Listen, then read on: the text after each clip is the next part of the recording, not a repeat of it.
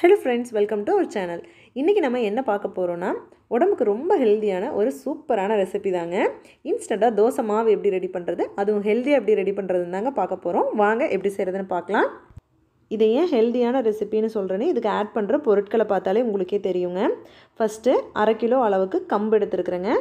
அடுத்து 1 கிலோ அளவுக்கு சம்பா கோதுமை எடுத்துக்கறேங்க. நீங்க நார்மல் கோதுமை கூட சேர்த்துக்கலாங்க. என்கிட்ட இது கொஞ்சம் அதிகமா இருந்ததனால நான் சம்பா கோதுமை சேர்த்திருக்கேன். அடுத்து 1/4 கிலோ அளவுக்கு மக்காச்சோளம், 1/4 கிலோ அளவுக்கு முழு வெள்ளை உளுந்து, ஒரு 2 டேபிள் ஸ்பூன் அளவுக்கு வெந்தயம் சேர்த்துருக்குறேங்க. ஃபைனலாக 1/2 கிலோ அளவுக்கு ராகி சேர்த்துருக்குறேங்க. எல்லாத்தையும் சேர்த்துட்டு எல்லாமே நல்லா மிக்ஸ் ஆகிற மாதிரி கலந்து விட்டுக்கலாங்க. இது எல்லாமே ஆல்ரெடி க்ளீன் பண்ண பொருளுங்கிறதுனால தண்ணியில் கழுவி போடாமல் வெயிலில் மட்டும் காய வச்சு எடுத்துக்கிட்டேங்க. நான் தண்ணியில் கழுவி போடாதனால ஒரு ½ டே வெயிலில் காய வச்சதுமே நல்லா மொறுமொறுன்னு இருந்ததுங்க. அப்போ தான் மெஷினில் கொடுத்து அரைக்கிறப்போ ஈஸியாக இருக்கும், நல்லாவும் இருக்கும் மாவு. இப்போது எல்லாத்தையும் நல்லா மிக்ஸ் பண்ணிட்டேங்க. அடுத்து இதை மெஷினில் கொடுத்து அரைச்சிட்டு வந்துட்டு பார்க்கலாம். பாருங்கள், மாவை அரைச்சிட்டு வந்தாச்சுங்க. இந்த அளவுக்கு நைஸாக தான் நான் மாவை அரைச்சிட்டு வந்திருக்கேன்.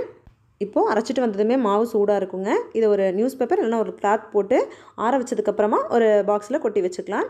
இப்போதைக்கு நான் மாவு மிக்ஸ் பண்ணி வச்சு செஞ்சு காட்ட போகிறேன். அதுக்காக கொஞ்சமாக மாவு எடுத்திருக்கேன். மாவு கூடவே கொஞ்சமாக உப்பு, அப்புறம் தேவையான அளவுக்கு தண்ணி சேர்த்து தோசை மாவு பதத்துக்கு கரைச்சி எடுத்துக்கலாங்க, கட்டி இல்லாமல். இந்த மாதிரி இன்ஸ்டண்ட்டாக தோசை மாவு ரெடி பண்ணி வச்சுக்கிட்டோம்னா தேவைப்படுறப்ப டக்குன்னு செஞ்சிடலாங்க. உடம்புக்கும் ரொம்ப ஹெல்த்தியாக இருக்கும். இந்த மாவை உடனே செஞ்சோம்னா ஒரு டேஸ்ட்டாக இருக்குங்க. 1 மணி நேரம் போல் புளிக்க வச்சு செஞ்சால் இன்னும் டேஸ்ட்டாக இருக்குங்க. நான் இன்றைக்கி 1 மணி நேரம் போல் புளிச்சதுக்கப்புறம் தான் இதை செய்ய போகிறேன். இப்போது 1 மணி நேரம் போல் ஆயிடுச்சுங்க. தோசை ஊற்றிடலாம். மாவு ரொம்ப தண்ணியாகவும் இருக்கக்கூடாதுங்க, ரொம்ப திக்காகவும் இருக்கக்கூடாது. ரொம்ப தண்ணி போல் இருந்ததுனால லைட்டாக மாவு சேர்த்து இந்த அளவுக்கு திக்காக இருக்கிற மாதிரி பார்த்துக்கோங்க. இப்போ தோசை ஊற்றிடலாம். நான் இன்றைக்கி ப்ளைன் தோசை தாங்க செய்கிறேன். இதுக்கு தக்காளி சட்னி, தக்காளி சாம்பார், இந்த மாதிரி புளிப்பாக இருக்கிற குழம்பு எல்லாமே டேஸ்ட்டாக இருக்குங்க. இது கூட வெங்காயம், கருவேப்பிலை, கொத்தமல்லியெல்லாம் தாளித்து செய்கிற மாதிரி இருந்தால் எந்த விதமான சைடிஷுமே தேவையில்லைங்க. ரொம்பவே சூப்பராக இருக்கும். தனியாக தோசை மட்டும் சாப்பிடும்போதே பாருங்கள் எவ்வளோ சாஃப்டாக இருக்குன்னு. இந்த தோசையை நீங்களும் ட்ரை பண்ணி பாருங்கள். செஞ்சு பார்த்துட்டு எப்படி இருந்துச்சுன்னு கமெண்ட்ஸில் சொல்லுங்கள். தேங்க்யூ.